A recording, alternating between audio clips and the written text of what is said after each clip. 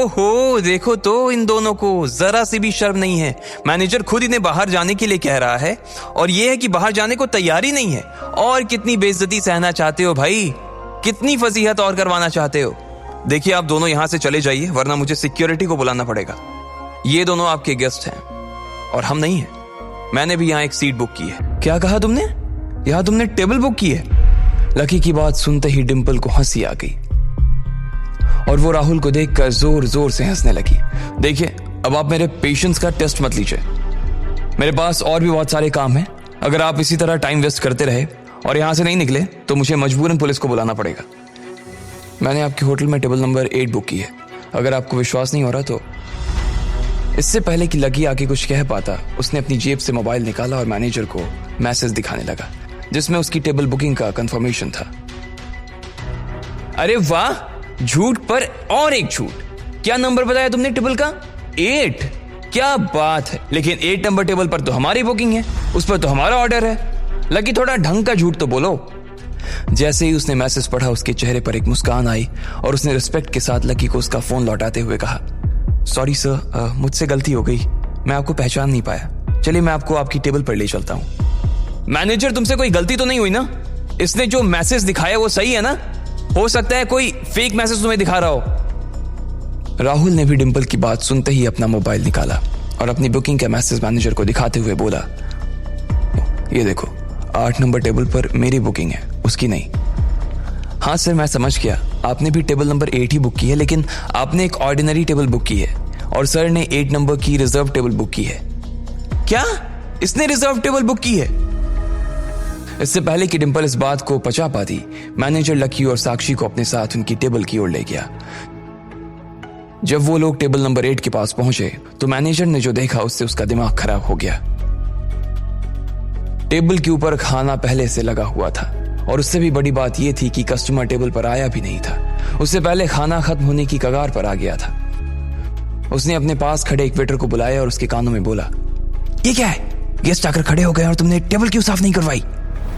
अच्छा सर, मुझे 1 मिनट दीजिए बस, मैं अभी देखता हूं कि क्या गड़बड़ हुई है।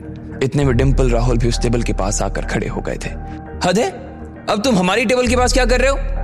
माफ करना, लेकिन क्या आप दोनों यहां बैठे हुए थे? हाँ, क्यों, क्या हुआ?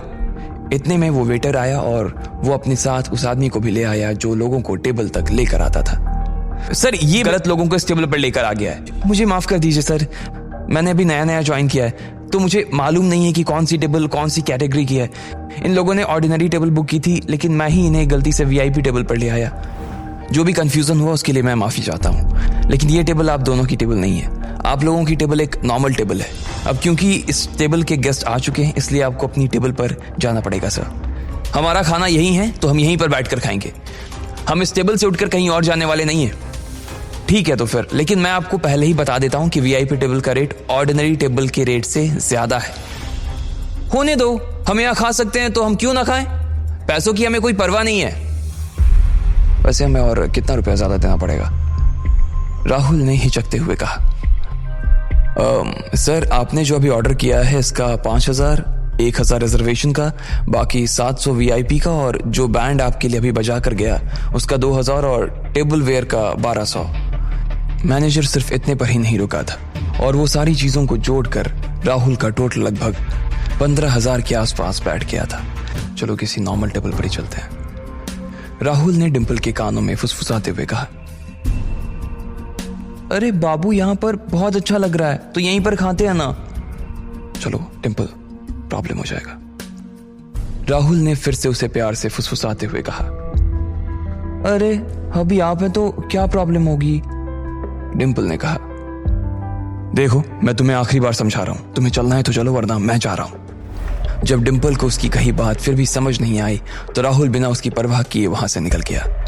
अब टेबल के नजदीक सिर्फ डिंपल ही खड़ी थी और उसके पास चुकाने के लिए पैसे नहीं थे।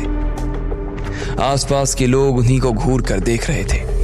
उसने घूर कर लकी को देखा और अपना बैग उठाकर वहां से निकल गई। इसके बाद मैनेजर ने तुरंत वेटर को टेबल साफ करने का इशारा किया और रिस्पेक्ट के साथ लकी और साक्षी को उनकी जगह पर बैठाया। फिर उनके लिए अलग अलग तरह की महंगी सी महंगी डिशेज मंगाई गई। वो बैंड फिर से आया और उनके लिए संगीत बजाने लगा।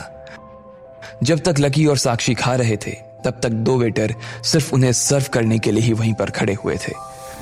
इधर साक्षी का भी वही हाल था जो डिम्पल का था। उसके मन में भी लकी के लिए कई सारे सवाल थे जिन्हें वो पूछना चाह रही थी, लेकिन उसे हिचक हो रही थी। उसे लग रहा था कि लकी कहीं जोश जोश में अपना ही नुकसान ना करवा रहा हो। क्या हुआ, तुम खा क्यों नहीं रही हो? लकी, पहले तो तुम ये बताओ कि तुम्हें यहाँ पर ये टेबल कैसे मिली? क्या मतलब कैसे मिली? मैंने टेबल बुक की है, अभी तो मैसेज दिखाया था मैनेजर को। हाँ वो तो मालूम है, लेकिन तुमने इतनी महंगी टेबल कैसे बुक कर ली? अभी तुमने सुना नहीं, वो मैनेजर राहुल को इस टेबल के पैसे जोड़कर बता रहा था। लकी, तुम सच बताओ, तुमने ये टेबल कैसे बुक की है? अरे चिल बाबा, तुम खाना खाओ ना, मैं देख लूंगा। मैंने कहा है ना कि मैं तुम्हें एम्बैरस नहीं होने दूंगा। देखो लकी, अगर तुमने मुझे नहीं बताया ना तो मैं यहाँ से उठकर चली जाऊंगी। लकी समझ गया था कि अब वो साक्षी को सच नहीं बताता तो वो सच में उठकर चली जाती। अब ऐसे में लकी क्या करने वाला था? क्या वो साक्षी को सच बताता या फिर कोई दूसरा झूठ बोलकर बच निकलता?